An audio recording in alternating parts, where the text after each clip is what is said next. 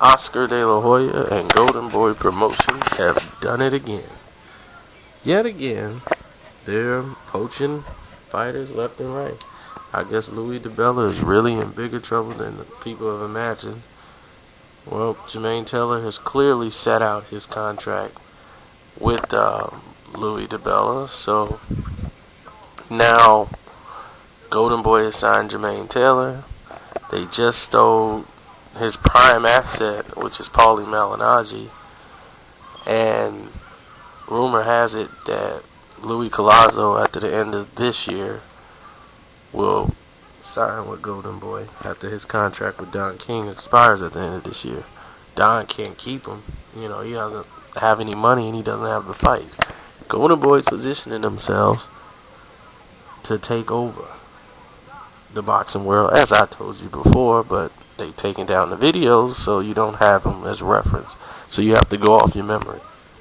But I told y'all this was going to happen and that they were a powerhouse.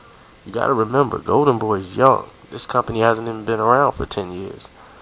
And they're already getting ready to corner the market. And HBO is now starting to try to put up defenses against them because they gave them so much in the beginning.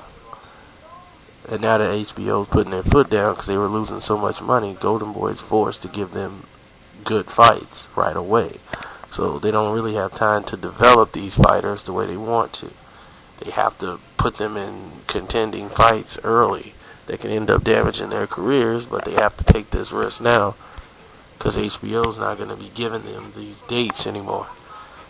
So what's going to happen is HBO's going to buy up the spots.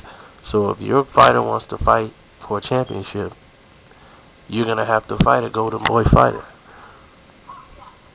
It's going to eventually have to happen. Even if you want to fight everybody, like Top Rank is the only one that's been successful as having their fighters fight each other, but how long can that last? Everybody's sick of Manny Pacquiao fighting Top Rank guys. He's not fighting the challenges he should fight. He didn't fight Andre Berto, He's not fighting any of these guys. He was offered money.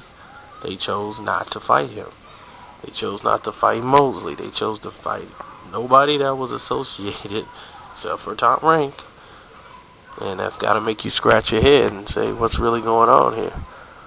Timothy Bradley's coming up. A lot of these fighters are coming up. So Golden Boy's going to have the majority of them. Because you're not going to really pay to see Cotto fight Pacquiao again, are you? Or Kaladi fight Cotto again, are you? Would you want to see that? No. So those guys are coming to their end, and Bob really doesn't have anything solidifying him to stay around once Pacquiao is becoming null and void. Once Pacquiao go, that's it. And trust me, Golden Boy will be on top. I know what I'm talking about.